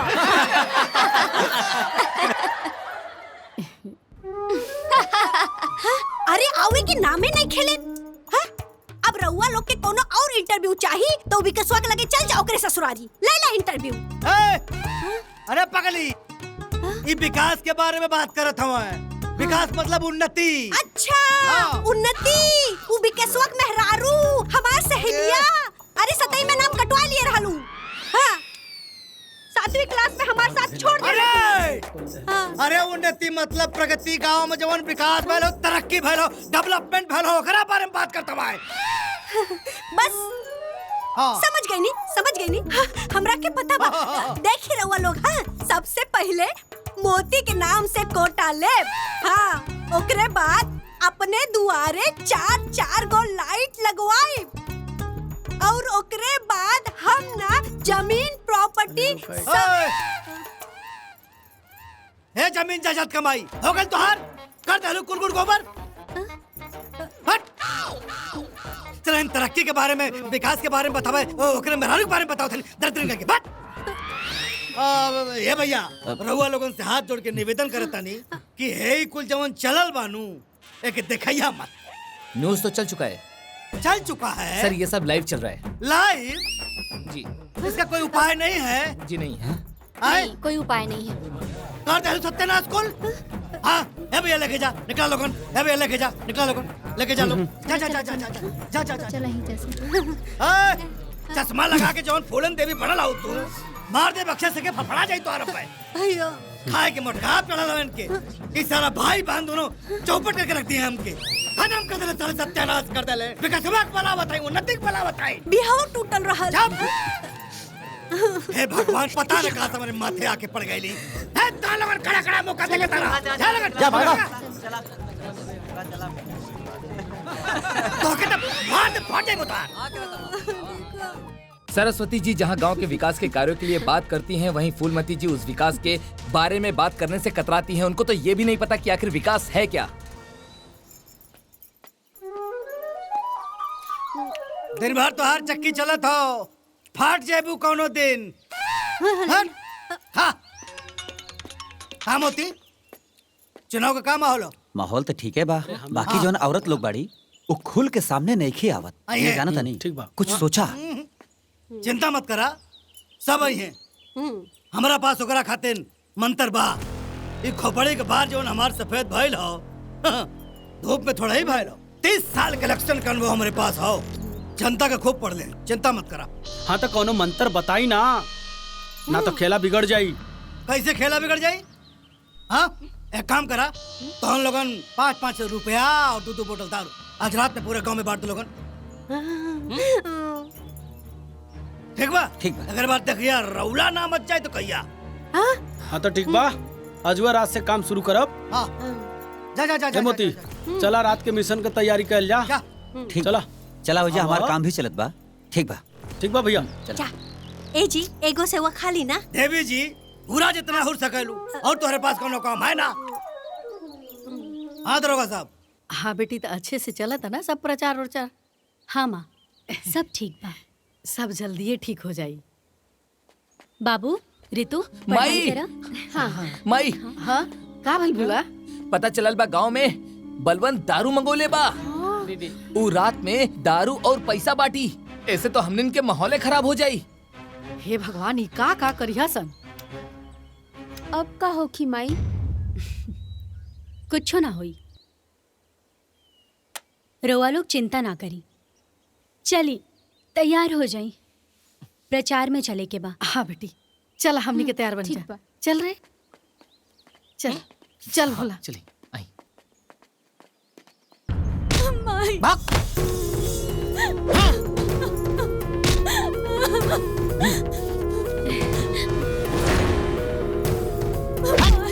ई का हल्ला होता?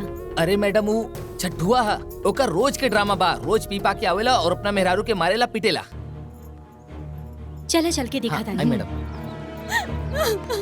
औरत पे हाथ उठा के ढेर अपना आपके मर्द समझता रखा। हाँ ए मैडम, हमरा के ढेर मत समझाए।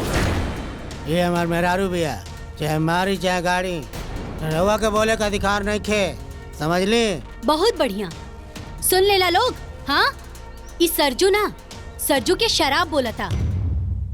अभी भी समय बा, तू लोग आपन आपन मर्द के संभाल ला लोग। ये इलेक्शन आवत जात रही और इलेक्शन में दारू की बोतल बटत रही, लेकिन उन नुकसान के बाद होखे वाला बर्बादी में तोहनी लोगन के साथ देवे वाला केहू न रही। चली माँ जी।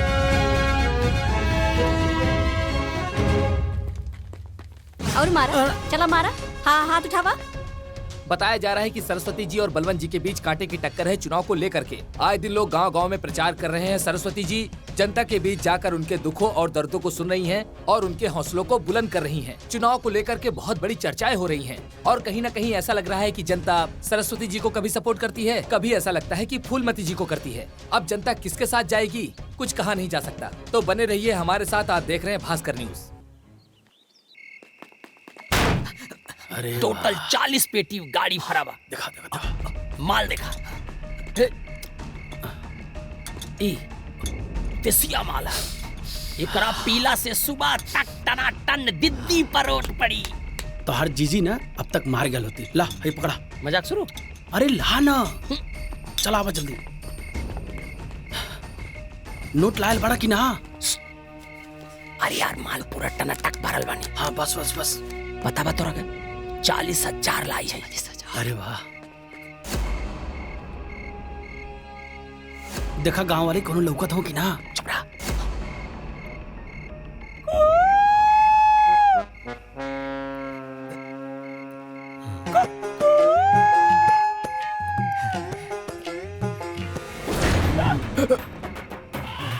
ढेर दारू पिए के शौक चढ़ेला तो के कुल दारू पिए के शौक निकाल दे तो हर हम।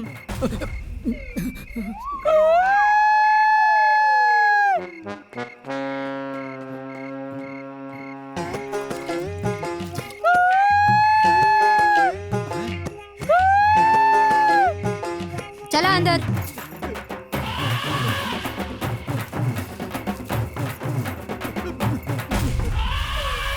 अरे कौन सिग्नल देत बा?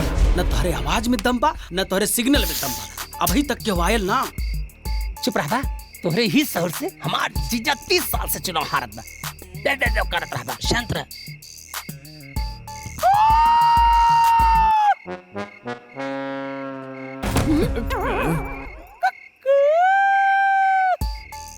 अरे तनका जोर से बोला। अरे मुंह बंद रखा ना।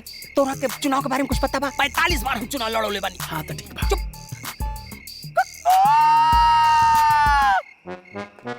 जात है जल्दी जल्दी।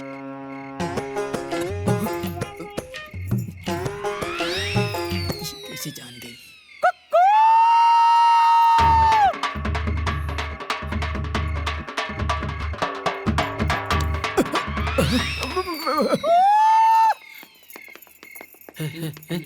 लागत बाकी कोनो का पैर आवत बा खाओ।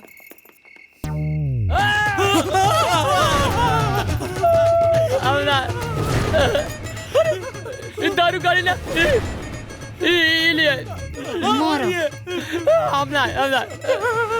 ए भाभी, अरे हम बलवंत सिंह उनका हम सार है।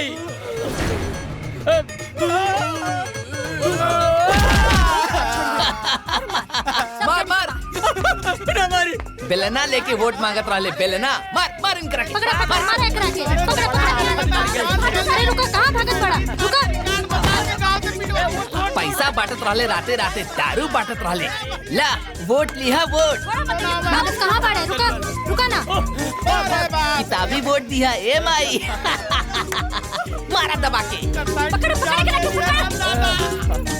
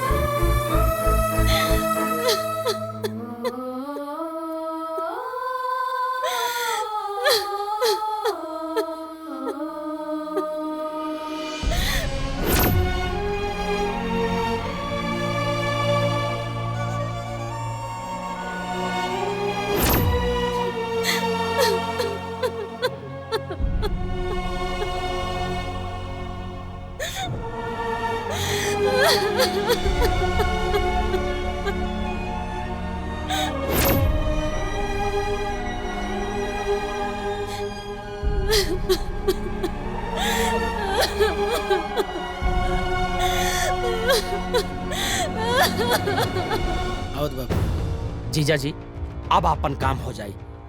ई हैं दुरप्पी हमार बहुत ही विश्वसनीय आदमी, काम भी हो जाए और नाम भी ना आई। तो के पूरा भरोसा हो? एकदम भरोसा बा, कुछ भी हो जाए लेकिन मुंह ना खोली। अब अगर विश्वास टूटल तो तोही के पेलब हम। कबो तो विश्वास करा करा। ठीक बा भेमा। हाँ भैया पैसा दे दे। ठीक बा।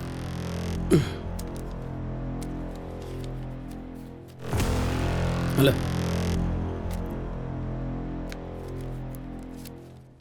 मुंह बंद रखो। हो जाए काम।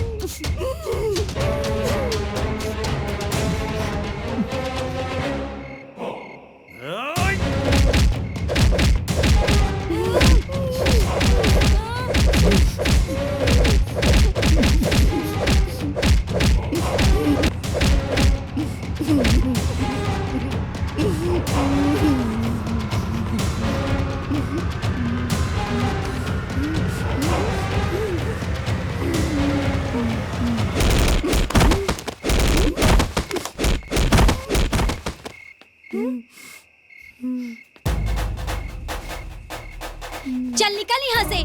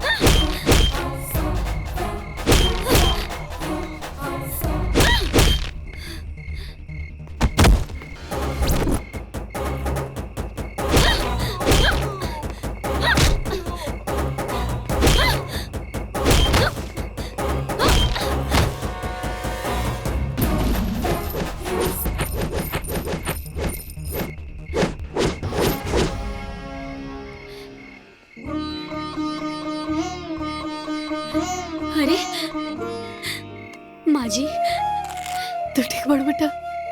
हाँ हम ठीक बानी। अरे तू ठीक बाड़ू ना? हाँ भाभी ठीक बानी।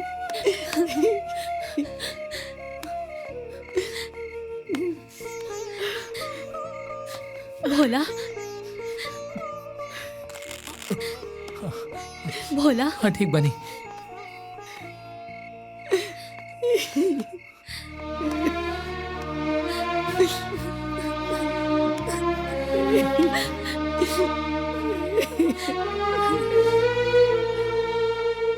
इस वक्त हम धर्मापुर ब्लॉक पर हैं, जहां पर दोनों प्रत्याशियों की वोटिंग चालू है। ऐसा बताया जा रहा है कि दोनों प्रत्याशी एक दूसरे पर भारी पड़ रहे हैं।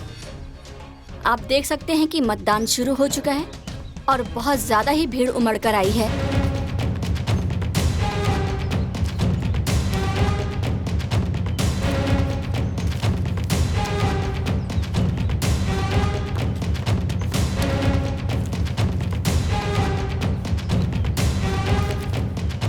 अभी तक माना जा रहा है कि 70% वोटिंग हो चुकी है, 30% बाकी है, जो कि 5 बजे तक हो जाएगी।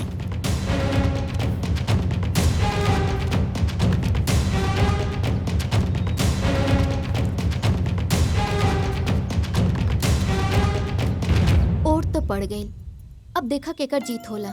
4 गो मंडली जोड़ के ऐसे ही हल्ला करे के होके तो केहू भी प्रधान बन जाई। लेकिन ऐसन भइल तो बलवन के किस्मत तो धुला जाई, लेकिन हाँ गांव वालन के किस्मत में तो दुख लिखा जाई। सही बात बा ना? देखा भगवान के का मर्जी बा। अब तो काल वोट गिनला के बादे पता चली कि का होखे वाला बा। बलवंत के पलरा भारी लगाता ई बार उहे जीते हैं। ऐसा ना बा, पूरब के टोला के वोट बलवंत भैया के झाड़ के गइल बा। उत्तर के टोला से लेके दक्षिण के टोला तक कुछ न कुछ वोट बलवंत भैया के पड़ल बा।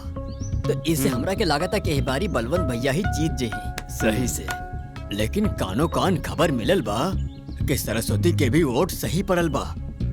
भैया अभी कोनो भरोसा ना कल जा सकेला जबले रिजल्ट ना आवे।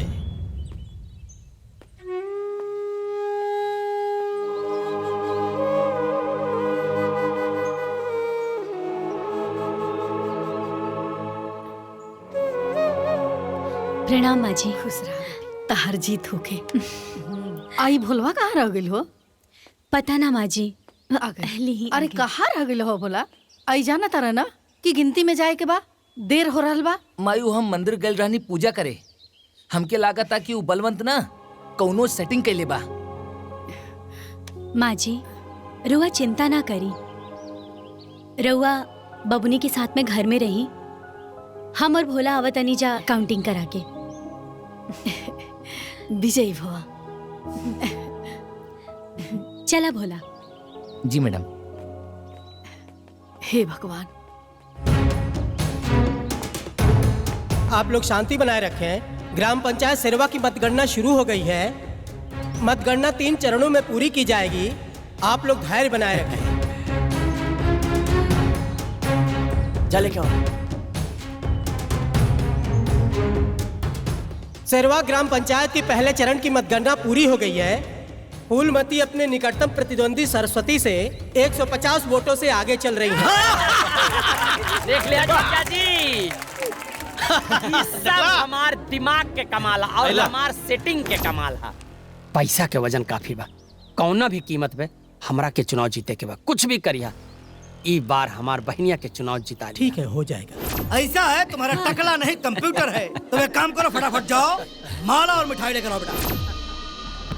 सेरवा ग्राम पंचायत के दूसरे चरण की मतगणना पूरी हो गई है। दूसरे चरण में सरस्वती अपने निकटतम प्रतिद्वंदी फूलमती से 350 वोटों से आगे चल रही हैं। सरस्वती देवी जिंदाबाद! सरस्वती देवी जिंदाबाद! अरे भैया अभी तीसरा डब्बा बाकी हो। शांत रहा, आगे गिनती बाकी हो।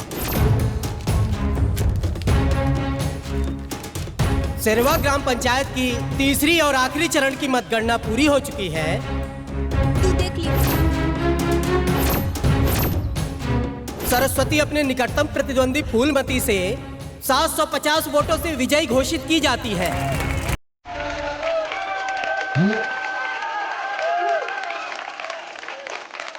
जैसा कि आप सभी देख पा रहे हैं कि इस चुनाव को सरस्वती जी जीत चुकी हैं और वो भी 750 वोटों से। सरस्वती देवी! सरस्वती देवी! सरस्वती देवी!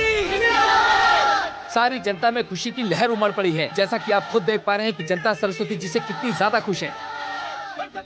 ये इतिहास की सबसे बड़ी जीत है, क्योंकि आज तक ऐसी जीत कभी हुई नहीं है। सरस्वती जी ने साबित कर दिया है कि ये बहुत अच्छी मुखिया है। सरस्वती देवी! सरस्वती देवी! सरस्वती देवी!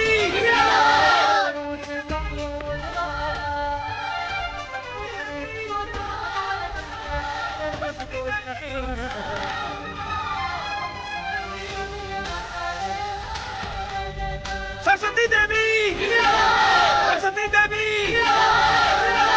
सरस्वती देवी सरस्वती देवी सरस्वती देवी सरस्वती देवी सरस्वती देवी सरस्वती देवी सरस्वती देवी सरस्वती देवी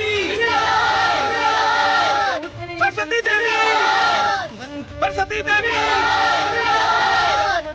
सरस्वती देवी सरस्वती देवी सरस्वती देवी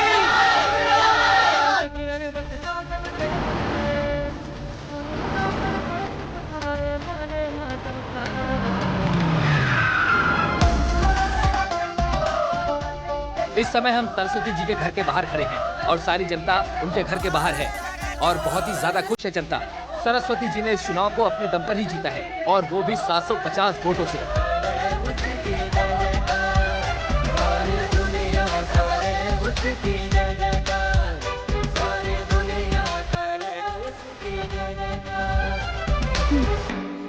प्रणाम माँ जी। खुश रहा बेटा।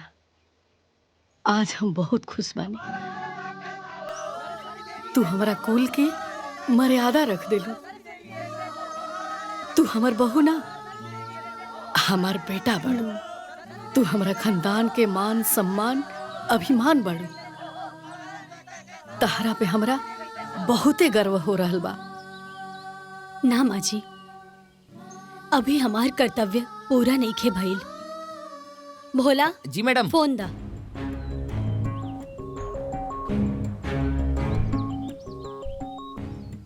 जी, आपको कुछ सेंड किया है मैंने। जी।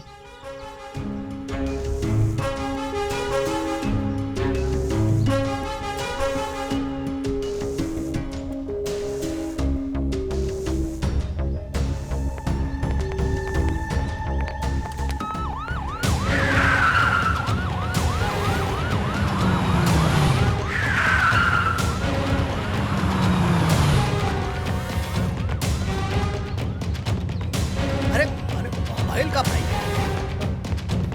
कहाँ ले चलता पहले कहाँ है? अरे भाई हमार गुनाह बतेवा लोगन बताइए ये तो गलत हो रहा बा। अरे भाई कौन लोग हटा यार माइक लेके आओ था। ना ना हमको कुछ नहीं क्या बोलेंगे। हाँ बलवंत जी बताइए। अरे हम आपको पता नहीं होगा। ना ना ना ना ना ना ना सत्ता के लालच में मुखिया जी की हत्या की थी। हम कुछ ना बोला। हम कुछ ना बोला भैया। इन्होंने सत्ता के लालच में आकर मुखिया जी की हत्या की थी। जांच पड़ताल के बाद पुलिस ने इनको गिरफ्तार कर लिया है। बहुत बड़ी खबर का खुलासा हुआ है। पूर्व मुखिया के परिवार जिनकी हत्या हो चुकी थी, उनकी हत्या का खुलासा हो चुका है। उनकी हत्या में उनके गांव के ही बलवंत सिंह, भीमा और मोती हैं। उन्हें आज ही पुलिस ने पकड़ लिया है। नमस्कार, आप देख रहे हैं भास्कर न्यूज। आज हम फिर से एक बार शेरवा गांव में पहुंच चुके हैं, जहां पर सरस्वती जी ने अपने प्रतिद्वंदी को हरा करके ग्राम प्रधानी का चुनाव भारी मतों से जीत लिया है। सरस्वती देवी जिंदाबाद। क्या आप बता सकते हैं कि इतनी बड़ी जीत इतनी आसानी से कैसे हासिल की आपने? आसानी से? जब अपनों का साथ और बड़ों का आशीर्वाद सर पर हो तो कोई भी बड़ी से बड़ी मुश्किल आसान हो जाती है। ये सब मेरे बड़े बुजुर्गों का प्यार और आशीर्वाद है। यहाँ के समस्त ग्रामवासियों को मैं दिल से धन्यवाद करना चाहूंगी, जिन्होंने मुझे इस काबिल समझा कि आज उन्होंने मुझ पर भरोसा करके मुझे इस पद पे खड़ा किया। और मैं उन सबसे वादा करना चाहूंगी कि मैं आपका भरोसा हमेशा कायम रखूंगी। अभी अभी पता चला है आपके परिवार के कत्ल के बारे में। बलवंत सिंह, भीमा और मोती गिरफ्तार हो गए हैं। इस पे आप क्या कहना चाहेंगी? अभी तो सिर्फ मैडम वो गिरफ्तार हुए हैं। अभी तो उन पर बहुत कुछ मुकदमा चलना बाकी है। तो आपके पास कोई सबूत है? आपको क्या लगता है उन्हें गिरफ्तार किस बिहाफ पे किया गया है? मेरे पास पुख्ता सबूत है उनकी गिरफ्तारी का। सबूत है? कैसा सबूत है? एक्चुअली मेरे दादाजी के कमरे की सफाई करते वक्त मुझे मेरे दादाजी के कमरे में हिडन कैमरा मिला था।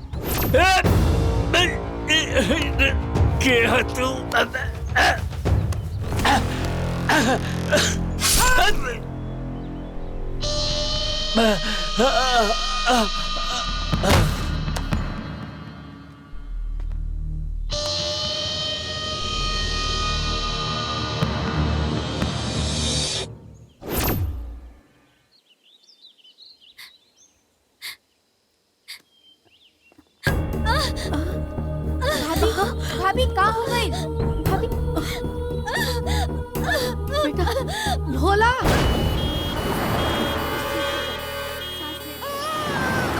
बधाई हो, लइका भइल बा। भगवान के आशीर्वाद से जच्चा और बच्चा दोनों ठीक बाड़े।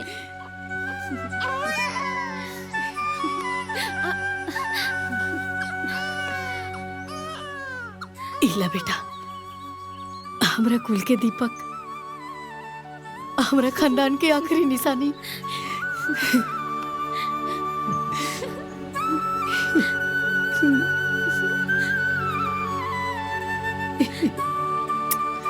बधाई हो।